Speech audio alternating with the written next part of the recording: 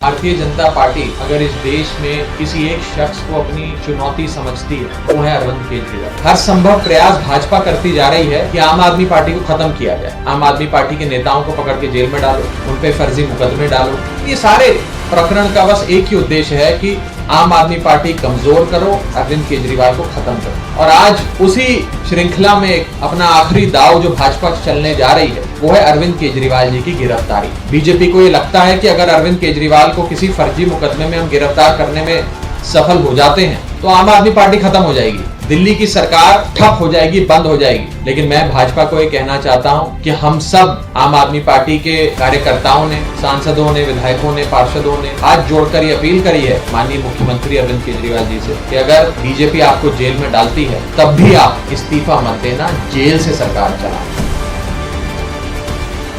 इस वक्त एक बड़ा बयान सामने आ रहा है। राघव चड्ढा का कहना है कि उन्होंने सिर्फ जनता का पक्ष रखा, लेकिन अब सवाल ये उठ रहा है कि क्या इसी वजह से उन्हें टारगेट किया जा रहा है?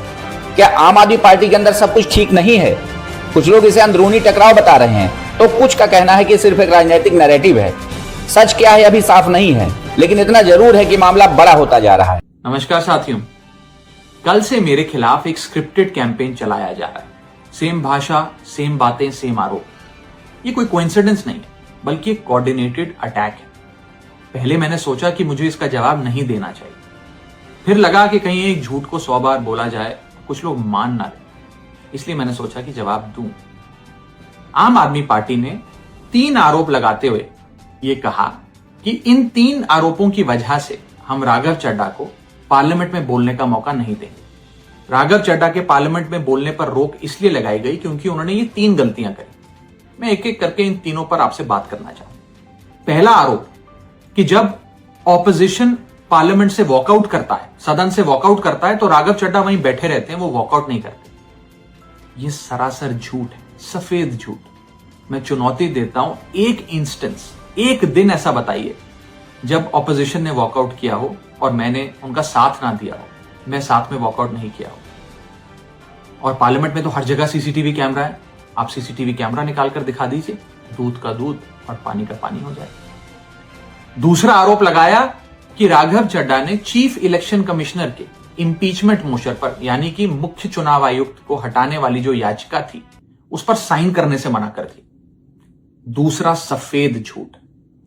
ना मुझे आम आदमी पार्टी के किसी भी नेता ने इस मोशन पर साइन करने के लिए कहा, ना औपचारिक तौर पर कहा, ना अनौपचारिक तौर पर कहा। और आम आदमी पार्टी के राज्यसभा में कुल 10 सांसद हैं, जिनमें से 6 या 7 सांसदों ने इस मोशन पर खुद ही साइन नहीं किया। तो भला इसमें मेरी क्या गलती? खाली सारा दोष मुझ पर ही क्यों मढ़ा जा रहा है? और इस मोशन के लिए राज्यसभा में कुल 50 सिग्नेचर चाहिए होते हैं, यानी कि 105 विपक्षी सांसदों में से मात्र 50 सिग्नेचर से ये याचिका पूरी हो जाती। तो इतना शोर क्यों?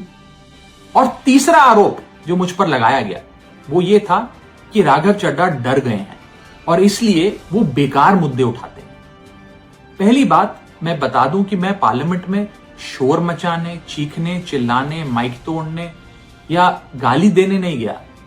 मैं वहां पर जनता के मुद्दे उठाने गया हूं, लोगों की बात करने गया हूं। और मैंने कौन सा मुद्दा नहीं उठाया? मैंने जीएसटी से लेकर इनकम टैक्स की बात करी, पंजाब के पानी से लेकर दिल्ली की हवा का मुद्दा उठाया, हमारे सरकारी स्कूलों की हालत से लेकर कैसे पब्लिक हेल्थ केयर इंस्टीट्यूशंस को मजबूत किया जाए, इंडियन रेलवेज में जो पैसेंजर्स ट्रैवल करते हैं उनकी समस्याएं रखी, यहां तक कि मेंस्ट्रुअल हेल्थ, एक ऐसा मुद्दा जिसके बारे में लोग बात करने से कतराते हैं, वो बातें तक रखी। बेरोजगारी से लेकर महंगाई तक तमाम मुद्दे उठाए। आप मेरे 4 साल का पार्लियामेंट का ट्रैक रिकॉर्ड उठाकर देख लीजिए। और मैं पार्लियामेंट में इंपैक्ट क्रिएट करने गया हूं, मैं पार्लियामेंट में रकस क्रिएट करने नहीं गया। ये टैक्स पेयर के पैसे से जो पार्लियामेंट चलती है, उस टैक्स पेयर के मुद्दे उठाने में पार्लियामेंट में गया हूं। अंत में मैं बस इतना कहना चाहता हूं कि जो लोग आज मुझ पर आरोप लगा रहे हैं, झूठे आरोप लगा रहे हैं, कि हर झूठ को बेनकाब किया जाएगा और हर सवाल का जवाब दिया जाएगा, क्योंकि मैं घायल हूं। तो दोस्तों, आप क्या सोचते हैं? क्या सच में राघव चड्ढा को बदनाम किया जा रहा है या सिर्फ एक राजनीति है? कमेंट बॉक्स में जरूर लिखिएगा। नमस्कार।